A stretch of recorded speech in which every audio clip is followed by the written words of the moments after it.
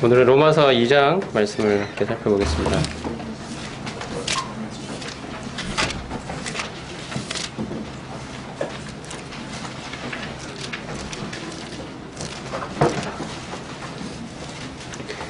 지난 시간에 로마서 1장 후반부를 통해서 죄에 대한 이야기를 말씀을 드렸습니다.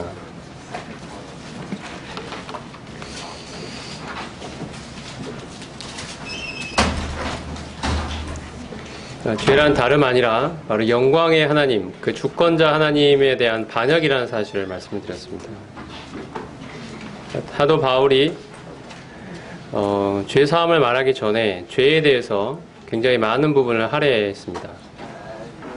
그 첫 시작으로서 바울은 하나님의 영광을 이야기했습니다. 영광의 하나님, 온 우주 만물로부터 찬송과 경배를 받으시기에 합당하신 하나님, 우리의 인생의 주인이 되시기에 너무도 합당하신 하나님의 영광을 한낱 피조물로 바꿔버린, 그 영광을 격화시킨 인간들의 죄에 대해서 이야기를 했습니다. 우리 인생에서 하나님이 참으로 나의 인생의 주인이 아니시라면 그것은 바로 죄입니다. 그 이야기를 가장 먼저 하면서 바울이 시작을 했고요. 이렇게 하나님을 자신의 마음의 주인으로 삼기를 싫어한 그 결과로 사람들의 삶에 참 많은 도덕적인 죄악들이 흘러나왔다는 이야기를 했었습니다. 모든 불의, 추악, 탐욕으로부터 시작되는 수많은 죄들이 열거되어 있었습니다. 이 모든 죄들의 뿌리에는 바로 하나님을 마음에 두기 싫어하는, 자기의 인생을 자기의 생각과 뜻과 계획대로 살고자 하는 인간의 독립성과 하나님의 주권에 대한 반역성이 그 기초에 있다는 사실을 살펴보았습니다. 이것이 바로 죄를 우리가 이해하는 데 가장 기초가 되는 사실입니다. 죄는 한낱 어떤 도덕적인 잘못에 불과한 것이 아니라 바로 주권자 하나님에 대한 도전과 반역이라는 사실입니다. 하나님의 주인 되심, 하나님의 왕 되심, 하나님의 존귀하심을 그대로 인정하지 않고 자기의 인생에서 자신이 스스로 주인이 되어 하나님의 영광을 깎아내려버린, 그것이 바로 죄의 본질이라는 사실을 말씀을 드렸습니다. 오늘은 이러한 죄로부터의 회개에 대해서 말씀을 드리고자 합니다. 우리가 로마서를 계속 살펴보고 있는데요. 죄 사함을 정말 올바로 깨닫기 위해서는 이 죄에 대한 부분이 명확하게 정립이 될 필요가 있습니다. 그래서 이 부분을 바울은 여러 장에 걸쳐서 이야기를 했고, 우리 또한 로마서를 살펴보면서 자세하게 살펴보지 않을 수가 없는 것입니다. 이 점을 로마서를 우리 함께 살펴볼 때 이해를 같이 하고 넘어가면 좋을 것 같습니다. 왜 이렇게 죄에 대한 이야기를 오랫동안 많이 하느냐? 그것은 성경이 그렇게 하고 있기 때문입니다. 그동안의 복음 전도에 있어서 많은 부분이 죄를 간과하고, 우리가 얼마나 하나님 앞에서 사람들 사이에서의 죄의 문제가 아니라 누구에게 거짓말을 하고 누구의 말을 듣지 않고, 이러한 도덕적이고 사람들 사이에서의 죄의 문제가 아니라 하나님 앞에서 이 죄의 문제에 대한 이 심각성을 제대로 깨닫기 전에는 하나님이 예수 그리스도를 희생시키시고 우리에게 주신 죄사함의 올바른 의미를 깨달을 수가 없기 때문에 그것은 한낱 피상적인 이해에 불과한 것이고, 그것을 깨달았다고 나는 구원받았다고 말하기에는 너무도 턱없이 부족하기 때문에 우리가 이 죄에 대해서 깊이 있게 다루지 않으면 안 되는 것입니다. 그래서 바울은 로마서 이 앞부분에서 죄에 대한 내용을 아주 자세하고 구체적으로 분명하게 증거하고 있는 것입니다. 오늘날의 복음 전도에서 죄에 대한 부분이 너무도 간과가 많이 되고 생략이 되고 가볍게 다뤄지고 있기 때문에 우리는 로마서에서 말씀하고 있는 이 복음을 살펴볼 때 로마서 자체가 증거하듯이 죄에 대한 부분을 반드시 분명하게 짚고 넘어가야 된다고 생각합니다. 그래서 우리가 계속 죄를 살펴보는 것입니다. 오늘은 로마서 2장을 한다고 말씀을 드렸는데요. 2장 1절부터 5절을 같이 한번 읽어보도록 하겠습니다. 2장 1절부터 5절 같이 한번 읽어보겠습니다. 시작. 그러므로 남을 판단하는 사람아, 누구를 막론하고 내가 핑계하지 못할 것은 남을 판단하는 것으로 내가 너를 정죄함이니 판단하는 내가 같은 일을 행함이니라. 이런 일을 행하는 자에게 하나님의 심판이 진리대로 되는 줄 우리가 아노라. 이런 일을 행하는 자를 판단하고도 같은 일을 행하는 사람아, 네가 하나님의 심판을 피할 줄로 생각하느냐? 혹 내가 하나님의 인자하심이 너를 인도하여 회개하게 하심을 알지 못하여 그의 인자하심과 용납하심과 길이 참으심이 풍성함을 멸시하느냐? 다만 네 고집과 회개하지 아니한 마음을 따라 진노의 날, 곧 하나님의 의로우신 심판이 나타나는 그날에 임할 진노를 내게 썼는도다. 어떤 사람들은 이야기합니다. 성경에 회개하라는 말이 어디 있냐고. 여기 있습니다. 로마서에 회개하라는 말이 어디 있냐고 이야기합니다. 여기에 있습니다. 회개라는 단어가 복음에 어디 등장하느냐고 이야기하시는 분들이 있습니다. 여기에 있습니다.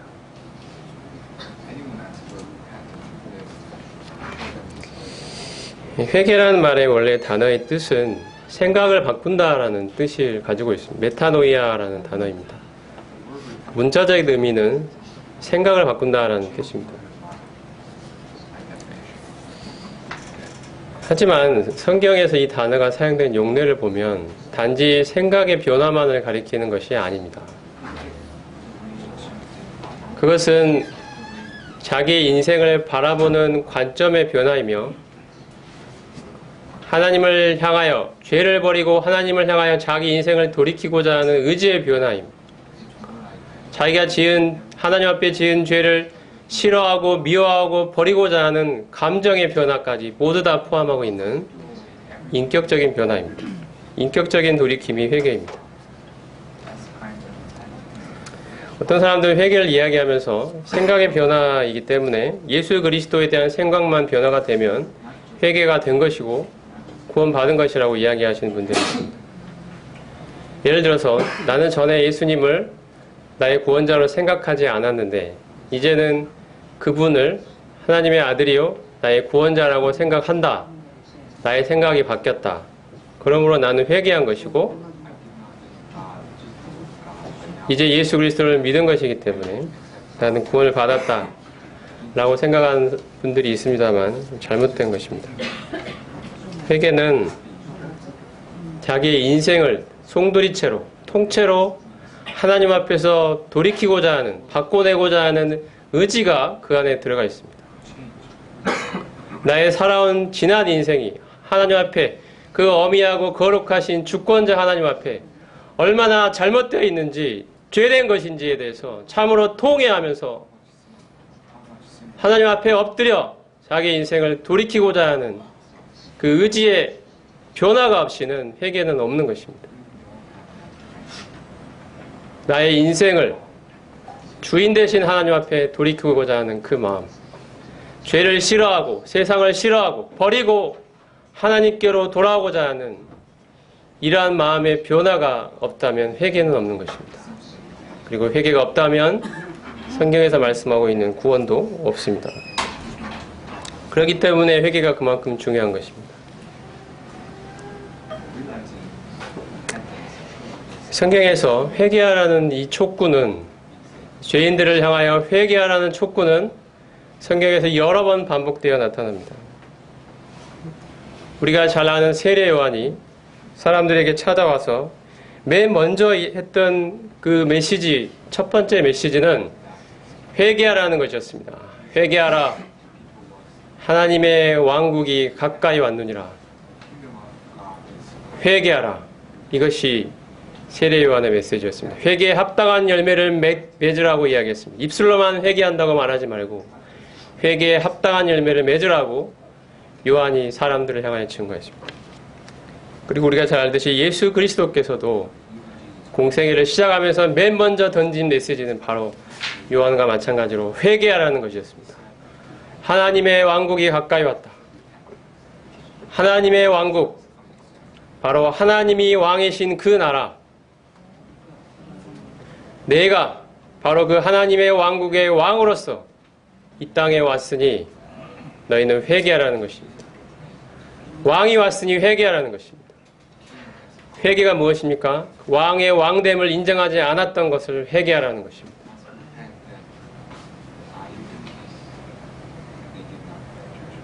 단지 도덕적인 이야기를 하고 있는 것이 아닙니다.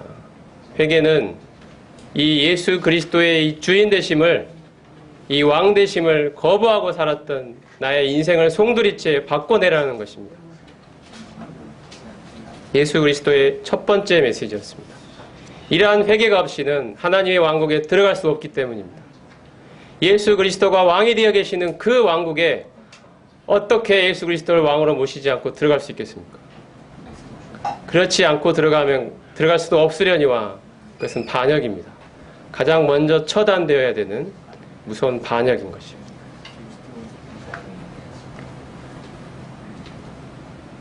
베드로도 오순절날 모여있던 세계 각지에서 왔던 그 유대인들을 향하여 회개하라고 선포했습니다.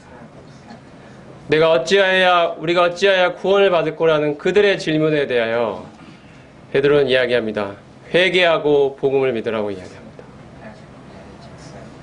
회개해야 됩니다. 회개가 필요 없다고요? 구원받는데 믿기만 하면 된다고요? 그런 이야기는 성경에 없습니다. 반드시 회개가 있어야 합니다. 회개 없는 그런 믿음은 죽은 믿음인 것입니다. 회개가 바탕이 되지 않은 믿음은 죽어있는 믿음입니다. 그것은 살아있는 믿음이 아니기 때문에 사람을 구원할 수가 없습니다.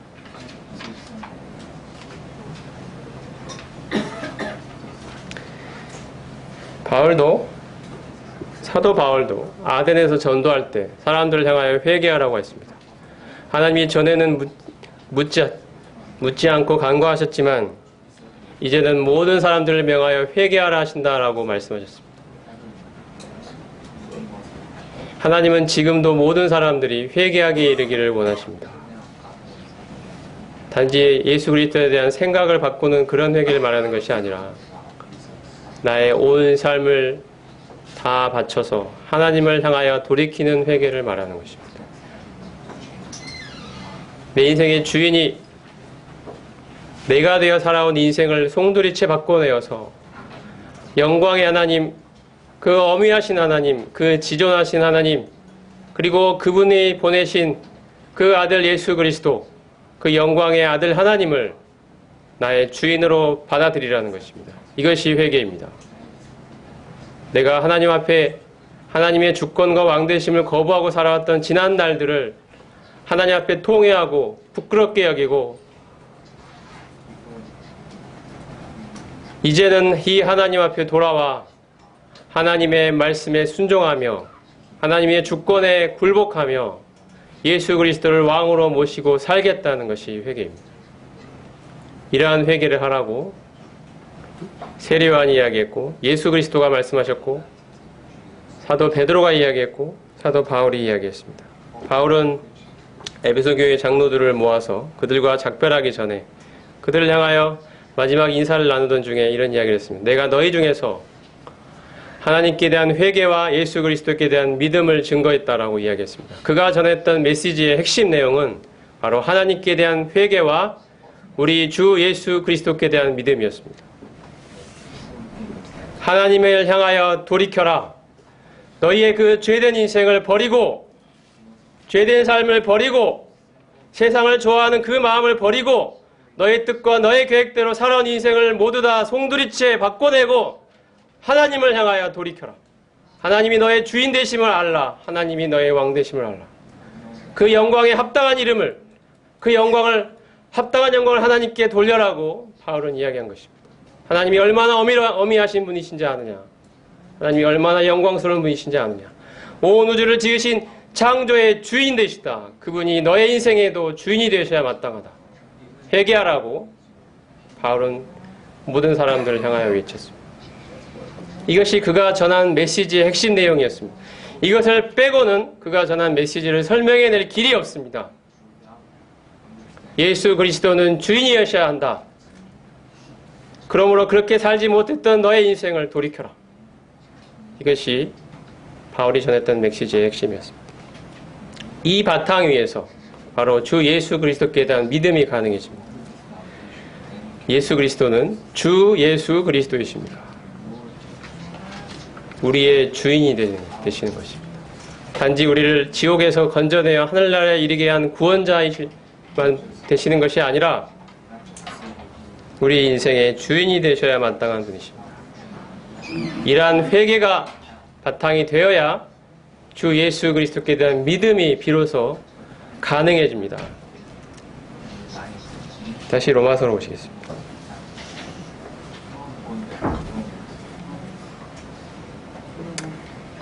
로마서 2장 4절에서는 회개를 언급하고 있습니다.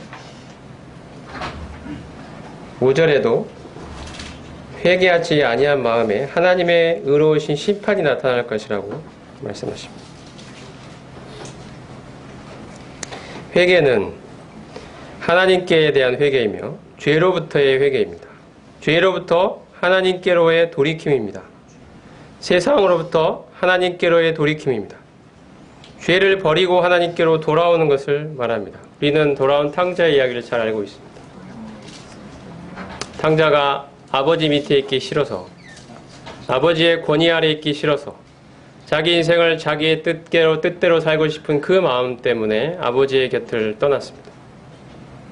그리고 그의 원하는 그 마음대로 세상에서 살아봤는데 막상 살아보니까 후회가 됐습니다. 여기에 만족과 기쁨이 있을 줄 알았더니 그렇지 않았습니다. 자기 인생의 참된 만족, 참된 기쁨이 세상에 없다는 사실을 알게 됐습니다. 그래서 그는 하나님, 그 아버지께로 돌이킬 마음을 갖게 되었습니다. 아버지 밑에 있을 때가 좋았다. 나 이제 아버지 밑으로 돌아가야 되겠다. 그래서 그런 마음을 가지고 아버지께로 돌아갔을 때 아버지는 그를 멀리서부터 알아보고 달려와 그를 안고 그를 다시 아들로 맞아 주었습니다. 그를 위해서 큰 잔치를 베풀었습니다. 이것이 바로 하나님이 우리를 향하신 사랑을 보여주시는 이야기라고 할 수가 있습니다. 아들은 어떻게 용서를 받았습니까? 우리가 관심 있는 대목은 아들이 어떻게 죄 용서를 받았냐는 것이죠. 어떻게 다시 아들로 맞아들여질 수 있었냐는 것이죠.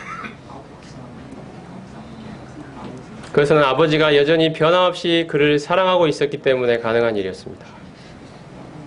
아버지는 그를 용서하고 싶었던 것입니다. 마음으로부터 이미 용서하고 있었습니다. 그런데 그 용서가 어떻게 실현될 수 있었습니까? 그것은 바로 그 아들이 아버지께로 돌아왔을 때 비로소 그 용서가 실현이 된 것입니다. 아버지께로의 돌이킴이 없이 죄 용서는 있을 수가 없습니다. 회개 없이 죄 용서는 불가능한 것입니다. 아들이 아버지께로 돌아왔을 때 아버지의 용서가 비로소 실현될 수 있었던 것입니다. 여전히 세상에서 살면서, 세상에서 여전히 내 마음대로 살면서 나는 아버지의 용서를 받았다라고 말할 수 있을까요? 물론 아버지는 이미 마음속으로 용서하고 계셨습니다만 그런 용서는 없는 것입니다. 아버지께로 돌아와야 용서가 실현될 수 있습니다. 회개가 없이는 용서는 실현될 수 없는 것입니다. 그래서 바울은 죄 용서를 말하기 전에 계속해서 죄에 대해 이야기하고 있습니다. 죄로부터 회개하라고 말하고 있습니다. 너희들이 얼마나 죄인되는지 깨달으라고 말하고 있습니다. 오늘날의 복음 전도에서 이것이 실종이 됐습니다. 죄를 너무도 쉽고 간략하게 짚고 넘어가고 맙니다. 그냥 입에서 저 죄 지었네요, 저 죄인이네요 이러면 그냥 넘어가 버립니다. 그리고 그 다음부터는 죄 용서를 무조건 이야기하기 시작합니다. 그리고 그의 입에서 죄 용서 받았다는 그런 말이 나오면 구원 받았다라고 이야기해 줍니다. 그리고 그 사람은 자기가 구원 받았다라고 믿고 하나님 앞에 서야 되겠죠.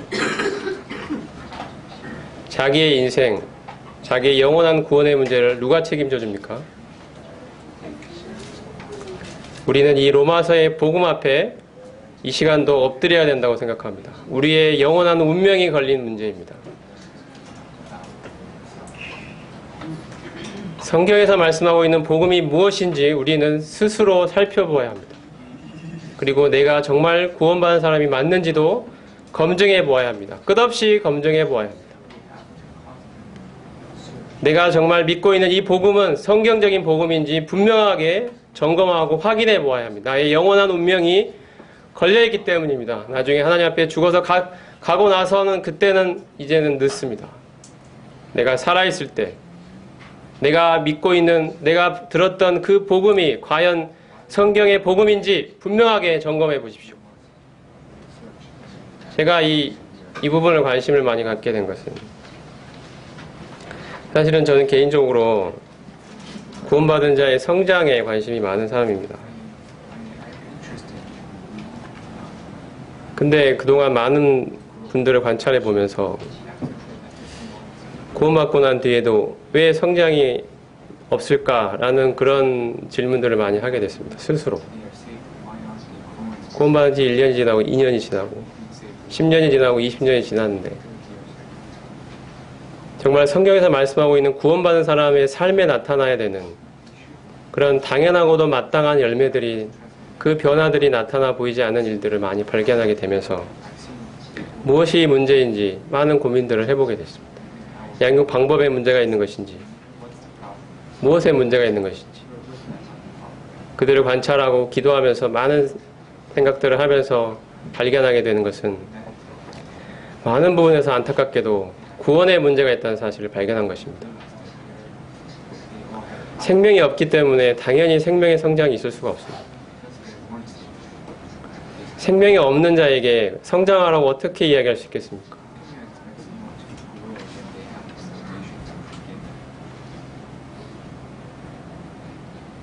태어나지도 않은 사람한테 어떻게 성장하라고 말할 수 있겠습니까? 성장이 없는 것은 너무도 당연한 것입니다. 생명이 없기 때문에. 이 심각한 현실 앞에 서야 했습니다. 이것이 저의 부담입니다. 저는 이 이야기만 하려는 건 아니지만 오늘 로마서를 살펴보고 있기 때문에 이 말씀을 드리는 것입니다. 물론 모든 문제가, 모든 성장의 교려가 모두 이 때문만은 아닐 것입니다. 그것을 말하는 것은 아닙니다. 하지만 많은 부분에서 그렇다는 것을 보게 됩니다. 100%는 아닐 것입니다만 많은 경우에 그러하리라고 저는 생각하고 있습니다. 진실로 구원받은 사람이라면 성장할 수밖에 없습니다. 성장하게 되어 있습니다. 그 안에 있는 하나님의 생명이 그를 그냥 내버려 두지 않기 때문입니다. 하나님을 닮지 않고서는 견딜 수 없는 그 열망이 생명 안에 들어있기 때문입니다. 하나님, 그분을 알고자 하는 그 열망이 끝없이 타오르게 만드는 그 원동력, 그것은 바로 생명에 있습니다. 죄를 싫어하고 세상을 미워하고 오직 하나님께 붙들림 받은 인생을 살고자 하는 그 열망은 어디서 생겨납니까? 그것은 가져라고 해서 강요해서 되는 것입니까? 거룩하게 살라고, 경건하게 살라고 이 강단에서 아무리 이야기를 해도 안 되는 건 왜 그런가요? 그런 열망이 안 생기기 때문입니다. 그 열망은 왜 안 생깁니까? 대부분의 경우에 생명이 없기 때문입니다. 심각한 일입니다. 저는 생명의 성장에 관심이 있는 사람인데 이런 이유로 생명 자체에 관심을 갖게 된 것입니다. 생명이 올바로 탄생해야 성장이 가능합니다. 그 성장에도 많은 원리와 법칙이 있기 때문에 그냥 성장한 것은 아닙니다만 생명의 성장에 관한 여러 이야기들을 많이 하고 싶은데 생명부터가 없으니 정말 안타까운 노릇입니다. 그래서 이 이야기를 로마서를 살펴보면서 조금은 여러분이 지루하게 생각할지 모르지만 하고 있는 것입니다. 이 심각성에 대해서 알아주시면 좋을 것 같습니다. 죄로부터의 회개에 대한 부분을 다시 한번 말씀을 드리겠습니다. 아까 돌아온 탕자 이야기하면서 돌아와야, 회개해야 용서가 가능한 거 아니냐는 말씀을 드렸습니다. 이 회개는 죄와 세상을 버리고 하나님께로 돌아와 하나님을 진심으로 최고의 자리로 섬기려는 마음 중심에서의 돌이킴입니다. 이러한 돌이킴이 없다면 회개는 없는 것입니다. 회개가 없다면 죄사함도 없고 구원도 없습니다. 아버지를 떠난 탕자가 그곳을 떠나 세상을 버리고 여전히 그의 마음이 세상 가운데 가 있고 세상에 있는 것들을 좋아하고 세상에서 한 자리 얻어보고 싶고 세상에서 사람들이 누리고 살아가는 그 모든 것들을 나도 누리고 싶고 나도 세상에서 뭔가가 되고 싶고 세상 사람들로부터 인정을 받고 싶고 그곳에서의 행복과 기쁨과 쾌락을 누려보고 싶고 세상에 뭔가를 쌓아보고 싶고 이런 모든 마음들을 탕자는 포기한 것입니다. 이것이 바로 회개의 기초가 됩니다. 이 모든 세상에서의 모든 것들을 다 등지고 뒤로 한 채로 포기하고 버리고 바울이 이방 가운데서 복음을 전할 때 그들에게 맨 먼저 했던 이야기가 무엇입니까? 바로 우상을 버리라는 것입니다. 우상은 무엇입니까? 그들의 삶의 모든 것이었습니다. 지금 우리가 살고 있는 것과 달라서 그들의 모든 삶은 바로 우상과 연결되어 있었습니다. 그들의 종교는 그들의 삶 모든 것 자체였습니다. 우상은 무엇입니까? 바로 하나님이 아니라 인간의 욕심이 투영되어 만들어낸 산물이 바로 우상입니다. 내가 원하는 나의 꿈, 내가 원하는 쾌락, 내가 원하는 나의 목표, 인간이 이루고자 하는 그 뭔가를 사람의 힘으로 부족하니까 우상이라는 걸 만들어 놓고 내가 원하는 내 인생을 살게 해주세요. 내가 원하는 우리 인간이 원하는 그 사회를 건설하게 해주세요. 우리 힘이 부족하니 당신이 도와주세요. 이게 만들어 놓은 게 우상입니다. 하나님이 인간에게 원하시는 하나님의 뜻이 아니라 우리 인간 스스로가 원하는 인생을 살고 싶은 그 꿈이 우상에 투영되어 있습니다. 그 우상을 버리라는 것입니다. 바울이 이야기했던 것. 하나님께로 돌아오라는, 하나님이 주인이시다. 너를 지으신 분이 하나님이시다. 참으로 너의 인생의 주권자가 되시기에 너무도 합당한 일 아니냐. 너의 꿈, 너의 계획, 하나님 없이 갖고 있는 너의 모든 원함들을 다 포기하라는 것입니다. 이렇게 세상을 버리고 하나님께로 돌아가는 것입니다. 하나님이 주인이라고 고백하는 것입니다. 이제 당신의 뜻대로 살겠다고 엎드리는 것입니다. 회개한 자의 특징은 죄를 싫어합니다. 그리고 세상을 미워합니다. 오늘날 세상의 영향력이 얼마나 우리 주변에 많이 있습니까? 세상 음악, 세상에서의 여러 학문들, 문학작품들, 세상의 영상들, 영화들, 미디어, 책, 온갖 것들에 세상의 가치관이 녹아들어 있습니다. 하나님 없이 하나님을 주인으로 인정하지 않는 사람이 스스로 주인이 되어 살아가고 있는 그 사람들의 가치관이 녹아들어 있는 그들의 꿈과 그들의 소망과 그들의 가치가 녹아들어 있는 이 모든 것들이 바로 세상입니다. 하나님과 적대하고 있는 이 모든 가치 체계, 이것이 세상입니다. 이 세상 우리는 한가운데 살고 있었습니다. 이러한 모든 것들을 회개한 사람은 싫어합니다. 왜냐하면 세상에 있는 모든 것이 바로 하나님과 반대가 된다는 걸 알기 때문입니다. 하나님과 적대적이라는 사실을 알기 때문입니다. 요한일서에서 세상에 있는 모든 것들 사랑하지 말라고 했습니다. 하나님을 사랑하는 것이 거기 있지 않다. 회개한 자의 특징은 경건을 좋아합니다. 하나님을 추구합니다. 죄와 세상을 미워하고 하나님과 경건을 추구하게 해요. 이것이 회개한 자의 특징입니다. 이러한 모습이 없다면 회개는 이루어지지 않은 것입니다. 안타깝게도. 자신의 모습이 그렇지 못하다는 데서 오는 그 상한 심령과 통회의 마음이 특징입니다. 이것이 회개한 자의 마음에 있습니다. 그 전에 내가 살아왔던 인생은 아무 문제가 없다고 생각했는데 오늘 하나님께서 말씀을 통하여 나의 인생이 얼마나 큰 문제인지 알려주셨습니다. 나는 그동안 교회를 오랫동안 다녔을지도 모릅니다. 어렸을 때부터 부모님 손을 잡고 교회를 오랫동안 다녔는지도 모릅니다. 성경 말씀도 제법 많이 알고 있을지도 모릅니다. 다른 주변의 여러 친구들보다 겉모습은 뭔가 더 종교적이고 뭔가 더 거룩하게 보일지도 모릅니다. 주변에 정말 세상의 악한 사람들보다는 선하게 살고 있는지도 모릅니다. 하지만 하나님은 무엇을 보십니까? 바로 마음 중심을 보십니다. 내 마음에 정말 죄를 싫어하고 있는지, 세상을 미워하고 있는지, 하나님을 좋아하고 있는지, 경건을 좋아하고 있는지, 하나님은 우리 마음 중심을 보십니다. 내가 나의 모습이 그렇지 못함으로 인해서 하나님 앞에 상한 심령과 통회의 마음으로 가슴을 치고 있는지 하나님은 보고 계십니다.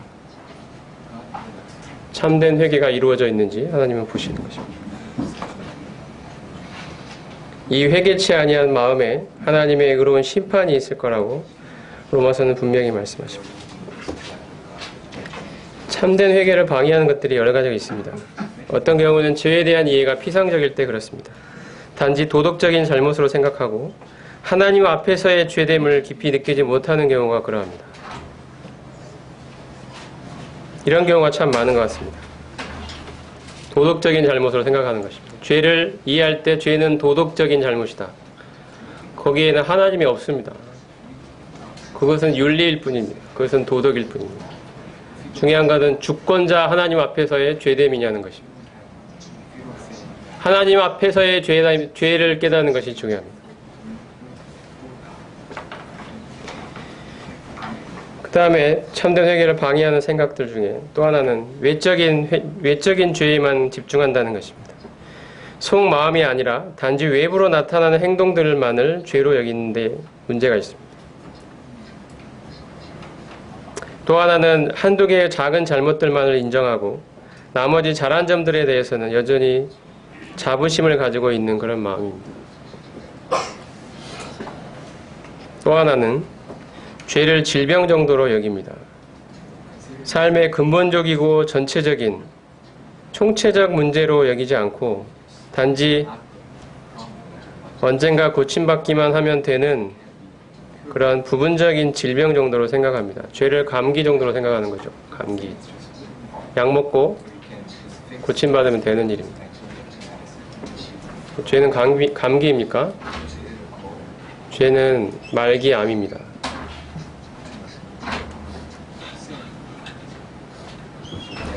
그냥 가만 내버려 두더라도 언젠가 잘 쉬면 낫는 그런 질병이 아닙니다.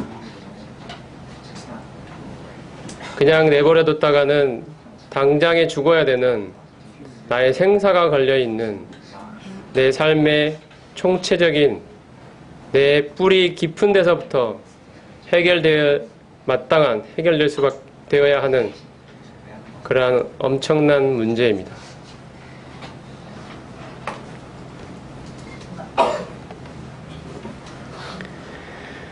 참된 회개를 방해하는 또 하나의 생각은 수치심이나 죄책감이 별로 없이 하늘나라 가려는 혜택, 축복만을 구하는 것입니다. 하나님께 대한 두려움보다는 단지 형벌이 두려울 뿐입니다.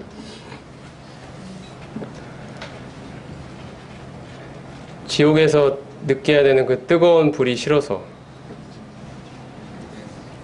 그 지옥에 가기 싫으니까 나는 예수님 믿고 하늘나라 가야지. 여기에는 뭐가 빠져 있습니까? 이런 생각에는 하나님이 빠져 있습니다. 우리가 왜 죄를 두려워해야 됩니까? 그것은 하나님의 진노를 받고 있기 때문입니다. 하나님이라는 개념이 거기에 들어가 있습니다. 단지 여러분이 만약에 지옥의 뜨거운 불이 싫어서 하늘나라 가고자 한다면 그것은 굉장히 이기적인 것입니다. 거기에 하나님이 없습니다. 그것은 내가 하나님 앞에서 죄인됨으로부터 오는 그러한 죄책감이 아니라 하늘나라 가서 잘 살아보겠다는 자기 축복을 구하는 마음입니다. 이것은 회개하는 마음이 아닙니다. 회개는 하나님 앞에서의 뉘우침이며 돌이킴이며 하나님 앞에서의 갖는 두려움입니다. 하나님이 두려운 것입니다. 내가 그 주인 되신 하나님, 왕 되신 하나님, 그 영광의 하나님 앞에 나의 인생이 그분을 등지고 살아왔다는 데 대한, 그리고 이 인생에 하나님의 진노와 심판이 있다는 데 대한 하나님 자신에 대한 두려움입니다. 그 경외함, 하나님께 대한 두려움, 그것이 밑바탕이 되어 있는 그 회개입니다. 단지 내가 하늘나라 가서 즐겁고 행복하게 살아야 지옥 가서 뜨거운 물에 고통받는 것보단 그게 낫겠다. 그것만이 동기가 되어서는 안 됩니다. 참된 회개는 하나님 앞에서의 회개입니다. 그리고 참된 회개를 방해하는 것들 중에 두 마음이 있습니다. 죄를 완전히 버리고 세상을 싫어하는 그런 마음이 없습니다. 새로운 생활, 하나님을 섬기는 생활을 그다지 열망하지 않습니다. 세상도 좋고, 근데 지옥이 싫으니까 하늘나라도 가야 되겠고, 세상도 좋고 하늘나라도 좋고, 세상에서도 내가 누릴 걸 누리고 세상적인 그런 것도 마음속으로 원하고, 여기서도 이 땅에서도 잘 되고 행복하고 잘 되고 싶고, 그렇다고 죽어서 지옥 가기는 싫고, 그러니 죽어서 하늘나라 가는 그러한 보험 하나쯤은 드러나야 되지 않겠느냐.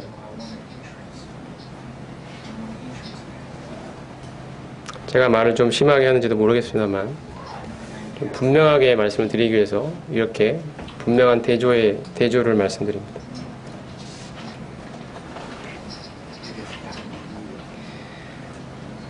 복음을 전하는 사람들이 이 지옥에 가셔야 되겠느냐, 하늘나라 가셔야 되지 않겠느냐, 그 말은 틀린 말은 아닙니다. 근데 그 이야기만 하면은 틀린 것입니다.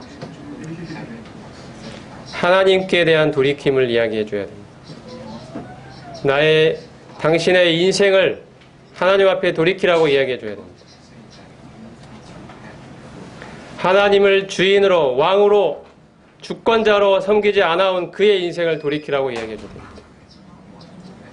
그러한 돌이킴이 없다면 회개는 없는 것이고 구원도 없으며 그런 사람인 하늘나라에 가 있지도 않을 것입니다. 그래서 우리가 이 로마서를 살펴보면서 이 부분을 중요하게 다룰 수밖에 없는 것입니다. 그저 자기 필요, 마음의 평안과 위로, 혹은 주변에 있는 그리스도인들로부터의 인정, 엄마 아빠가 하도 구원받으라고 어릴 때부터 갖은 성화를 다해서 빨리 이 일을 해치우고 이제는 내 뜻대로 내 맘대로 살아야지, 교회 오면 맨날 죄인처럼 고개 숙이고 있어야 되는 이것이 싫어서 빨리 나도 떡 대고 싶고 잔 나누고 싶고 머리에 너울 쓰고 싶고, 이제 형제님 자매님 소리 듣고 이제 빨리 이 문제 해치우고 이제는 내 뜻대로 내 맘대로 내가 하고 싶은 대로 살아봐야지, 마치 수능을 앞둔 그런 고3의 마음처럼 빨리 이 수능, 이 지긋지긋한 거 빨리 합격해서 대학교 가면 내가 하고 싶은 대로 살아야지, 그것 때문에 내가 참는 거야.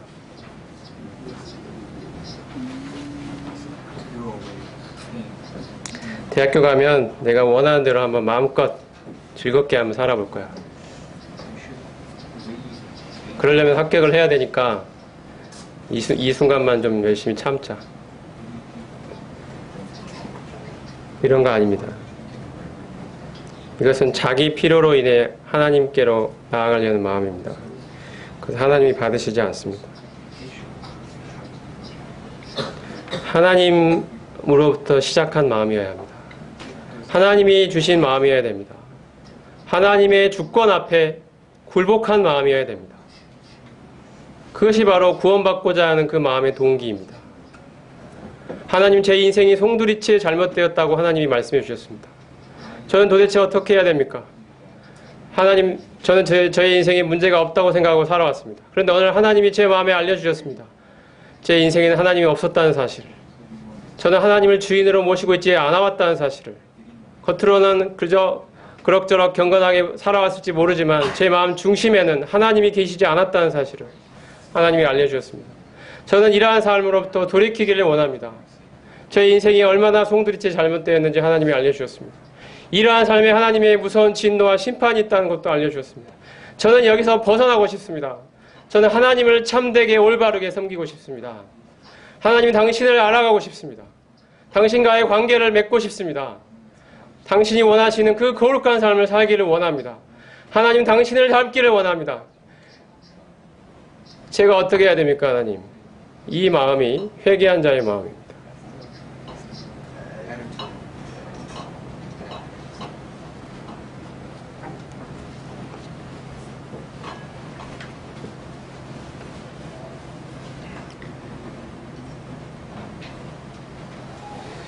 그래서 로마서는 회개를 이야기합니다.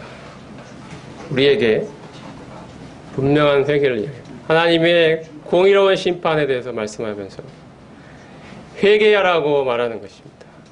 회개치 아니하면 하나님의 무서운 진노의 심판인 바로 너에게 임할 것이다라고.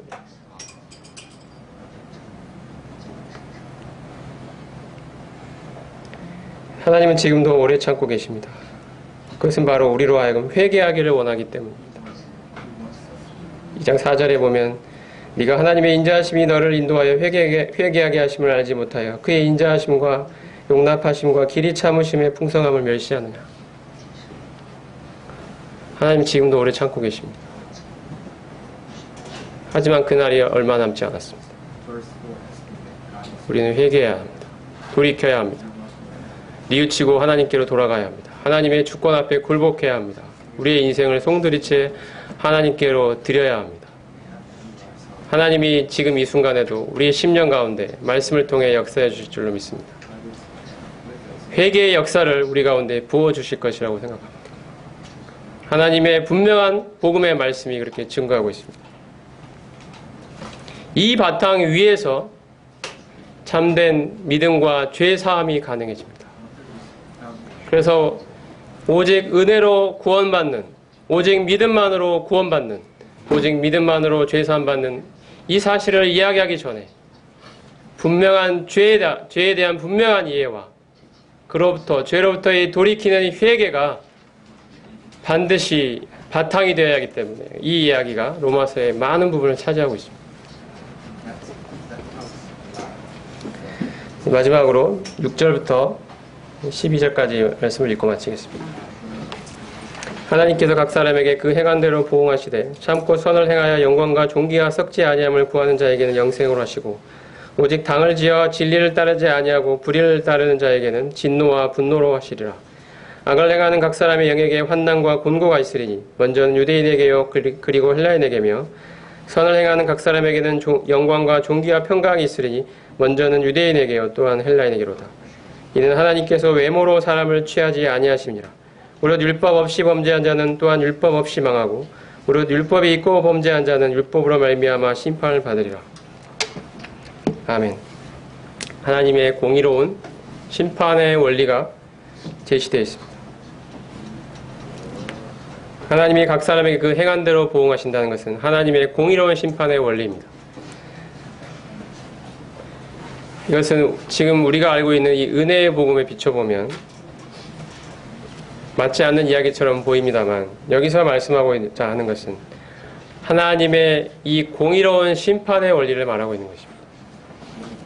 참고 선을 행하는 자에게 영광과 존귀와 썩지 아니함으로 갚아주신 것이 하나님의 공의입니다.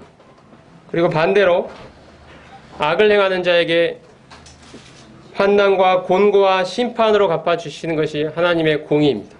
이 공의를 지금 말하고 있는 것입니다. 이 공의의 기준대로 하면 우리는 마땅히 하나님의 심판을 받아야 되는 그러한 죄인들인 것입니다. 이 이야기를 하고 싶기 때문에 여기서 하나님의 공의로운 심판의 기준, 그 원리를 말씀하고 있는 것입니다. 우리는 이러한 분명한 하나님의 의 앞에, 하나님의 공의 앞에 서야 합니다. 자신의 죄를 확실하게 돌이키고 하나님께로 나아가야 합니다. 하나님이 주시는 마음을 조차 그렇게 하십시오. 우리의 영원한 구원의 문제가 여기에 달려 있습니다. 기도하겠습니다.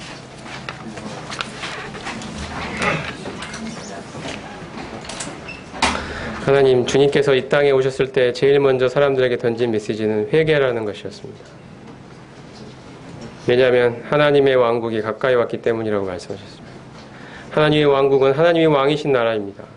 그 나라에 들어가기 위해서는 하나님을 왕으로 인정하지 않으면 들어갈 수가 없는 나라입니다. 예수 그리스도께서 회개하라고 말씀하셨던 것은 바로 이러한 하나님의 왕 되심을, 하나님의 주인 되심을 인정하라는 것이었습니다. 그렇지 못하고 살아온 그의 삶을 돌이키라는 것이었습니다. 세례 요한은 사람들에게 회개에 합당한 열매를 맺으라고 말씀하셨습니다. 주님, 이 시간 저희에게 들려지는 하나님의 음성을 듣습니다. 회개의 메시지가 참으로 간과되어 가고 있는 오늘날의 현실을 보면서 하나님의 분명한 회개의 음성을 오늘 듣습니다.